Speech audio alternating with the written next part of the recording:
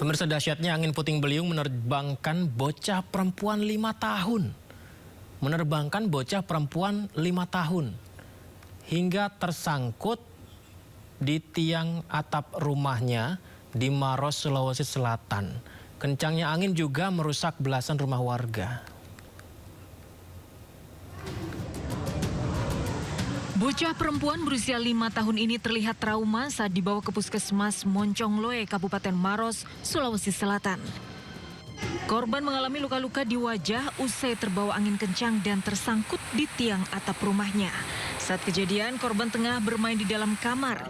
Tiba-tiba angin kencang menghantam rumah dan menerbangkan atap kamar. Sang ibu dan kakak korban bisa menyelamatkan diri, tapi naas korban malah terbawa angin dan tersangkut di atap. Sedikitnya 15 rumah rusak di bagian atap akibat angin kencang yang menerjang 3 kecamatan di Kabupaten Maros. BPBD terus mengingatkan warga untuk waspada dengan potensi hujan deras angin kencang beberapa pekan ke depan. Dari Maros, Sulawesi Selatan, Wahyu Ruslan, iNews melaporkan.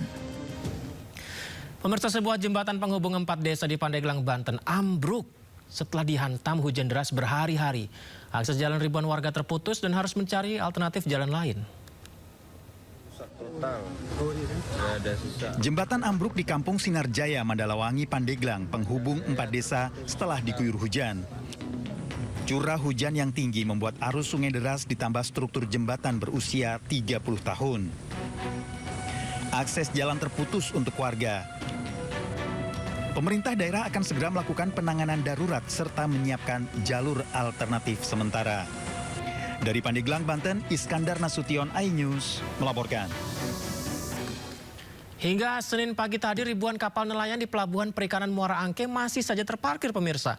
Hal ini dikarenakan imbas cuaca buruk, nelayan tidak bisa berlayar dan akan kembali melaut setelah Hari Raya Imlek mendatang.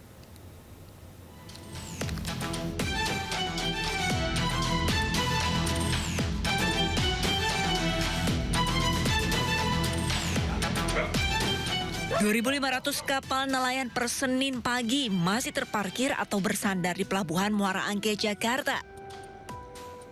Kapal-kapal ini berlabuh lebih dari 2 bulan, imbas dari cuaca buruk yang melanda Jakarta sejak akhir 2025. Selain tidak melaut karena cuaca, nelayan juga mengaku mereka tengah mengantri isi ulang bahan bakar yang membutuhkan waktu 5 hingga 7 hari.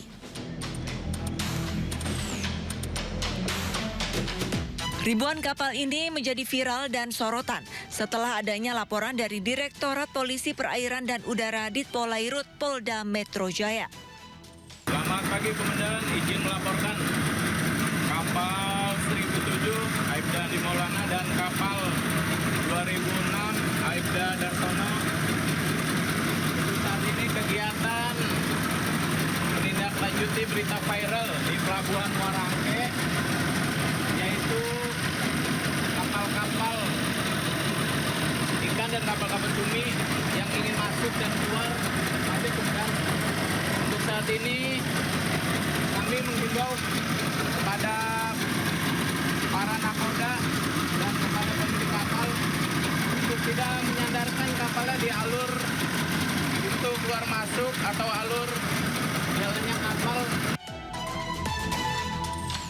Diketahui, pelabuhan hanya dapat menampung 400 hingga 500 kapal saja.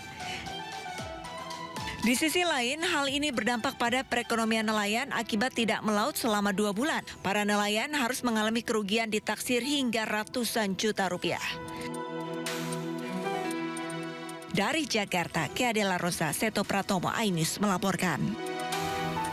Sebuah kapal penumpang tenggelam usai diterjang ombak besar di perairan Tanjung di Desa Pohorua, Kabupaten Muna, Sulawesi Tenggara. Puluhan penumpang panik menyelamatkan diri dan berenang ke tepi pantai.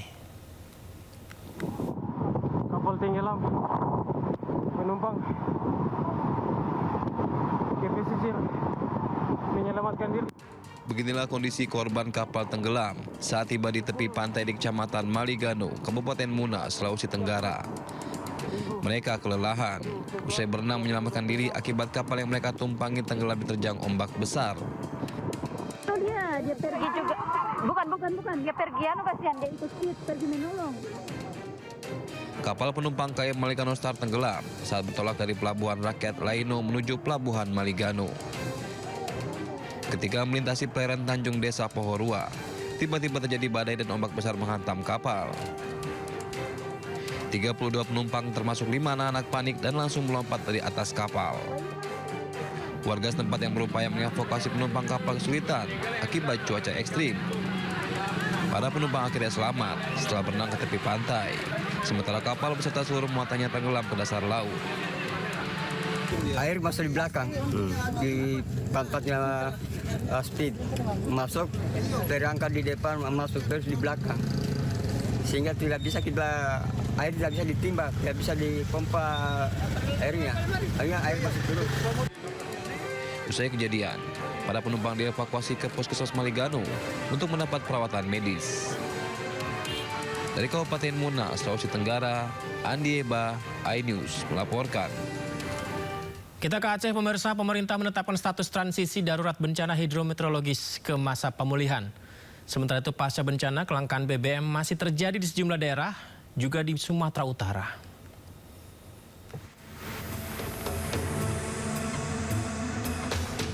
Pemerintah Provinsi Aceh menetapkan status transisi darurat ke pemulihan bencana. Masa pemulihan ini berlangsung selama 90 hari, mulai 29 Januari hingga 29 April 2026.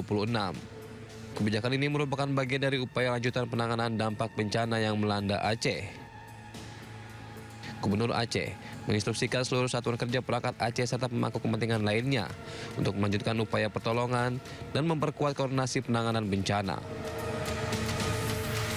Saya sebagai Gubernur Aceh dengan ini menetapkan status transisi darurat ke pemulihan bencana hidrometeorologi Aceh selama 90 hari ke depan mulai tanggal 29 Januari sampai dengan 29 April 2026. Sementara itu, pasca bencana banjir dan longsor, kelangkaan bahan bakar minyak masih terjadi di Padang Sidempuan, Sumatera Utara. Warga harus antri hingga berjam-jam untuk mendapatkan BBM. Akibatnya, kemacetan panjang terjadi di hampir seluruh SPBU. Bahkan, ada sejumlah oknum yang mengambil kesempatan menjual BBM eceran dengan harga tinggi. Warga pun berharap pemerintah menanggapi serius permasalahan ini, mengingat BBM merupakan kebutuhan utama untuk mobilitas sehari-hari. Dari Padang Sidempuan, Sumatera Utara, dan Banda Aceh, Indra Mulia Siagian, Syukri Syarifuddin, iNews melaporkan.